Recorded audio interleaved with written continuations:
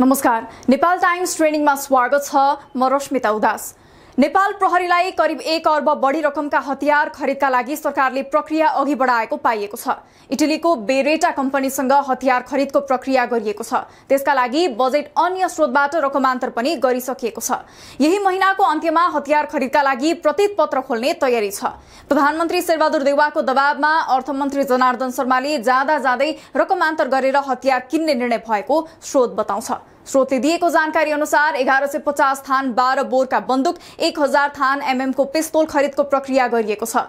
प्रहरीका एक उच्च अधिकारीले दिएको जानकारी अनुसार प्रहरीलाई आवश्यक हतियार किन्न लागिएको छ। तर विज्ञका अनुसार प्रहरीले किन्न लागेको 12 बोरको बन्दुक शहरी क्षेत्रमा चलाउन र प्रयोग गर्न प्रतिबन्ध छ। यसमा व्यापारी दीपक भट्टको इन्फिनिटी होल्डिंग्स र त्यस अन्तर्गतको अर्को कम्पनी मार्फत किन्न लागेको छ। मन्त्री परिषदले स्थानीय तह निर्वाचन अघि नै 80 करोड भन्दा बढीको हतियार खरिद प्रक्रिया अघि बढाउन प्रहरी प्रधान कार्यालयलाई अनुमति दिएको थियो। हतियार खरिद गर्न अर्थ मन्त्रालयले 80 करोड भन्दा बढी बजेट निकासा दिएको छ। इटलीको कम्पनीबाट हतियार र गोलीगट्टा खरिद गर्न राष्ट्र बैंकबाट LC खोल्ने प्रक्रिया अघि बढेको छ।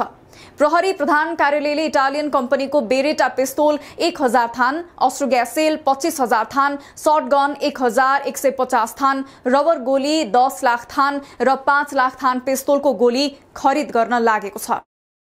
प्रहरी प्रवक्ता DIG टेक प्रसाद रायका अनुसार सुरक्षा सामरिक तथा प्रतिरक्षा कार्यविधि 2075 अनुसार आर्थिक वर्षको सुरुमा सूचीकरण भएका फर्मले मात्रै हतियार खरिदको ठेक्का पाउँछन्। उनले भीड नियन्त्रणमा आवश्यक सामग्री खरिद गर्न लागिएको बताएका छन्। प्रहरीले अहिले किन्न लागेको शॉटगन, अस्त्र ग्यास सेल र रबर बुलेट भीड नियन्त्रणमा प्रयोग गरिन्छ। शॉटगन, रबर बुलेट हान्न प्रयोग गरिन्छ। स्थानीय तह निर्वाचनमा प्रहरीले नेपाली सेनासँग 800 पिस्तोल सापटी लिएको थियो। यता कमिसनका लागि नेपाल प्रहरीलाई आवश्यक नै नपर्ने हतियार किन्न लागिएको भन्दै प्रमुख विपक्षी नेकपा एमालेले विरोध जनाएको छ। प्रतिनिधि सभाको सोमबारको बैठकमा पूर्व DIG समेत रहेका एमाले सांसद नवराज सिलवालले गठबन्धनका नेताहरूलाई पैसा जम्मा गर्न हतियार खरिद गर्न लागिएको बताए। सिलवालले प्रहरीलाई अहिले हतियार होइन, ब्यारेक र प्रविधि चाहिएको भन्दै गठबन्धनलाई पैसा जम्मा गर्न र बिचौलियाको कमिसनका लागि डलर अभाव भएका बेला हतियारका नाममा भ्रष्टाचार गर्न लागिएको आरोप लगाए। उनले हतियार खरिदका लागि 300% सम्म मूल्य बढाएर कमिसन खान खोजिएको दावी गरे। सिलवालले बिचौलियाले खडा गरेको फाइलमा सही गर्न लगाएर प्रहरी अधिकारीहरूलाई फसाउने र विगतको सुडान घोटाला जस्तै कमिसन खोर र नेताहरू जोगिने र निरीह कर्मचारी फस्ने अवस्था आउन सक्ने बताए। उनले हतियार खरिदबारे उच्च प्रहरी अधिकारीलाई जानकारी नदिई बिचौलिया र गठबन्धनका नेता तथा मन्त्रीहरूले भित्रभित्रै सेटिङ गरेको आरोप समेत लगाए। हालका उच्च पदस्थ प्रहरी अधिकारीहरूलाई फसाउने, जेल हाल्ने र अख्तियार लगाएर कठघरामा ल्याउने ढंगले प्रपञ्चका साथ हतियार किन्ने रणनीति अगाडि बढेको छ। यसको हामी भर्त्सना गर्न चाहन्छौं। नेपाल प्रहरीलाई आज हतियार चाहिने अवस्था छैन। उनले भने नेपाल प्रहरीलाई अहिले ब्यारेक चाहिएको छ। नेपाल प्रहरीलाई अहिले प्रविधि चाहिएको छ। अहिले डिजिटल क्राइमहरू बढेका छन्, अर्गनाइज्ड क्राइम बढेका छन्। उसलाई अनुसन्धानमा योग्य बनाउनु पर्यो। नेपाल प्रहरीलाई हतियार होइन, प्रविधि चाहिएको छ। उनले गठबन्धनका नेता र मन्त्रीहरूलाई कमिसन चाहिएको बताए। कमिसन र पैसाको लोभमा राष्ट्रको अर्थतन्त्रलाई तहस नहस गर्ने गरी 84 करोडको हतियार किन्ने योजना आएको छ। यो राष्ट्रघात हो। उनले भने हतियारको कमिसन 200-300% सम्म बढाएर कोटा बढाएर देशलाई लुट्ने, राज्यलाई लुट्ने ढंगले गठबन्धन अगाडि बढेको छ। यो धोखा हो, मुलुकप्रतिको राष्ट्रघात हो। सिलवालले हाल नेपाल प्रहरीलाई हतियार नभई ब्यारेक र प्रविधि चाहिएको बताएका छन्। प्रहरीलाई प्रविधि भित्र्याएर अनुसन्धानमा सक्षम बनाउनु पर्ने उनले बताएका छन्। गएको असार 1 मा जंगी अड्डामा प्रधान सेनापति पूर्णचन्द्र थापा र नेपाल प्रहरीका महानिरीक्षक IGP शैलेश थापा छेत्री बीच भएको सम्झौतापछि प्रहरीलाई सेनाले सेकेन्ड ह्यान्ड हतियार थमाएको थियो। तर यो पहिलो घटना मात्रै होइन। यसरी सेनाले प्रहरीलाई सेकेन्ड ह्यान्ड हतियार थमाएको यो पछिल्लो घटना मात्र हो। प्रहरीले सेनाबाट निशुल्क पाएको हतियारको सूचीमा इन्सास SMG सर्ट machine gun, LMG light machine gun र त्यसका गोलीगट्ठा छन्।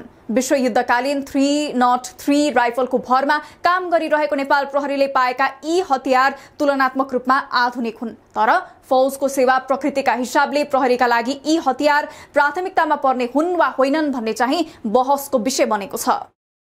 संसारभर नै प्रहरीलाई भौतिक क्षति कम हुने गैर घातक हतियार दिने अभ्यास छ। घातक हतियार भने प्रहरीलाई सीमित मात्रामा मात्रै दिइन्छ। इन्सास, एसएमजी, एलएमजी जस्ता अर्ध स्वचालित हतियार घातक प्रकृतिका हुन्। नेपाल प्रहरीमा कार्यदल, सशस्त्र प्रहरी गण, दूतावास, कारागार, दूरसञ्चारमा खटिने जनशक्तिले घातक हतियार प्रयोग गर्छन्। सेनाले अहिले दिएका बाहेक यस्ता हतियार प्रहरीसँग पहिल्यै पनि छन्। सेनाले नै यसअघि माओवादी द्वन्द्वकालमा दिएको सेल्फ लोडिङ राइफल SLR इन्सास पनि प्रहरीसँग छ। नेपाल प्रहरी अपराध अनुसन्धान भीड़, दंगा, हुलहुज्जत नियन्त्रणमा उपयोग हुने स्रोत साधनको अभावबाट गुज्रिरहेको छ। भलै फिल्डमा खटिने प्रहरीको मनोबल खस्कने, सुरक्षा संवेदनशीलताका कारण संगठनले आफ्नो अभावको आँकडा सार्वजनिक गरिहाल्दैन। अश्रु ग्यास, रबर बुलेट, पानीको फोहरा हान्ने सवारी साधन जस्ता मानवीय क्षति बिनै दंगा नियन्त्रण गर्ने सामग्री प्रहरीसँग पर्याप्त छैन। अश्रु ग्यास त म्याद गुज्रेको समेत प्रयोग गर्नुपर्ने बाध्यतामा छ प्रहरी। प्रहरी स्रोतका अनुसार अपराध अनुसन्धानका सामग्री पनि प्रहरीलाई चाहिँदो मात्रामा छैन। आज पनि 303 राइफल प्रहरीको मुख्य हतियार हो। यो त्यही हतियार हो जुन प्रथम विश्वयुद्धकालमा प्रयोग भएको थियो। यो हतियारलाई संयुक्त राष्ट्रसंघले युद्धका बेला बाहेक प्रयोगमा समेत रोक लगाएको छ। यो हतियारको बाहुल्यता रहेकैले प्रहरीले हुलदंगा नियन्त्रण गर्दा प्रदर्शनकारीको ज्यान जाने जोखिम बढिरहेको अनुभव छ। 80,000 जनशक्ति रहेको प्रहरीमा कुल हतियार मध्ये करिब 3/4 घातक हतियार छन्। झण्डै 20,000 को हाराहारीमा 303 हतियार छ। माओवादी द्वन्द्वकालमा सेनाबाट ल्याइएका 200 इन्सास र करिब 7,000 SLR पनि छ। अहिले सेनाले दिने संख्या समेत जोड्दा करिब 37,000 घातक हतियार प्रहरीसँग हुनेछन्। सैनिक स्रोतका अनुसार प्रहरीलाई दिने 10,000 हतियार मध्ये 7,000 इन्सास छन्। भारतमा निर्मित इन्सास प्रभावकारी हतियार होइन। 10 वर्ष युद्धकालमा सेनाले भारतबाट किनेको यो हतियार चिसो ठाउँमा जाम हुने, 3 राउन्ड हानेपछि नपड्कने, म्यागजिन चर्कने जस्ता समस्या यसमा छन्। नेपाल प्रहरी यस्तो सुरक्षा संगठन हो जसको स्थापना नै सेकेन्ड ह्यान्ड हतियारको भरमा भएको हो। विक्रमसम्म 2007 अघि प्रहरीसँग स्मिथ एन्ड वेसन र मार्टिन हेनरी नामका लामा राइफल थिए। प्रजातन्त्र स्थापनाका लागि लडेको कांग्रेसको जनमुक्ति सेनाले नेपाली सेनाबाट खोसेका 303 राइफल, भरुवा बन्दुक र कटुवा पिस्तोलहरू नै पछि प्रहरीका हतियार भए। जनमुक्ति सेना प्रहरीमा गाभिएपछि ती हतियार प्रहरीलाई दिइएको थियो। पुराना हतियार चलाइरहेको प्रहरी विक्रमसम्म 2020 को दशकको अन्त्यतिर फेरि सेनाको पुराना हतियारले सुसज्जित भयो। विक्रमसम्म 2027 तिर सेनाले SLR किनेपछि 303 विस्थापित गर्दै प्रहरीलाई बेच्दै गयो, जुन कालान्तरमा प्रहरीको मुख्य हतियार बनेको थियो। माओवादीसँग लड्न युद्धकालमा प्रहरीले सरकारसँग आधुनिक हतियार बारम्बार मागे पनि सेना बाधक बनिदियो। प्रहरीलाई अत्याधुनिक हतियार दिएमा ती हतियार माओवादी लडाकुले खोसेर लैजाने तर्कसहित सेनाले रोक्यो। यही विषयलाई लिएर सेना र प्रहरीबीच मतभेद भएको थियो। सम्बन्ध तिक्ततापूर्ण बनेको थियो। प्रहरीको मुख्य दायित्व भनेको नै मुलुकमा शान्ति, सुव्यवस्था दरिलो बनाउनु हो। त्यसमा पनि चुनावको मुखमा कुनै अप्रिय घटना नघटोस् भन्नेमा प्रहरी सधैँ सचेत छ। यसैका लागि प्रहरीका लागि हतियार खरिदको प्रक्रिया अघि बढेको छ। कतिपय सुरक्षा मामिलाका जानकारले प्रहरीले हात हतियार र लत्ता कपडा खरिद नगरे के गर्छ त भन्दै प्रश्न पनि उठाएका छन्। आगामी मङ्सिरभित्रै मुलुकमा प्रदेश र संघको निर्वाचन हुने भएकोले प्रहरीले त्यसको शान्ति तथा सुव्यवस्थामा कुनै आँच नहोस् भनेर अहिलेदेखि नै तयारी थालेको छ। प्रहरीले भने आगामी चुनावलाई केन्द्रबिन्दुमा राखेर हात हतियार खरिदको लागि सरकारसँग आग्रह गरेको र सोही आवश्यकतालाई मध्यनजर गरेर नै अर्थ मन्त्रालयले बजेट सुनिश्चित गरिदिएको छ। तर प्रतिपक्षले प्रहरीलाई हतियार खरिद गर्दा कमिसनको खेल देखेको छ भने पूर्व डीआईजीले समेत प्रहरीलाई हतियारको आवश्यकता नरहेको औल्याएका छन्।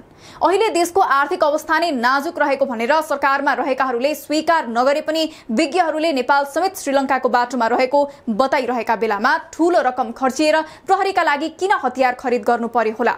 प्रहरीलाई आधुनिक हतियारले सुसज्जित गर्नु आवश्यक विषय हो, तर प्रहरीका लागि खरिद गरिने हतियार त्यो पनि प्रतिबन्धित र पुरानो, त्यसमा पनि कमिसनको खेलको विषय बाहिरिएपछि सरकारको नियतमाथि प्रश्न उठेको छ।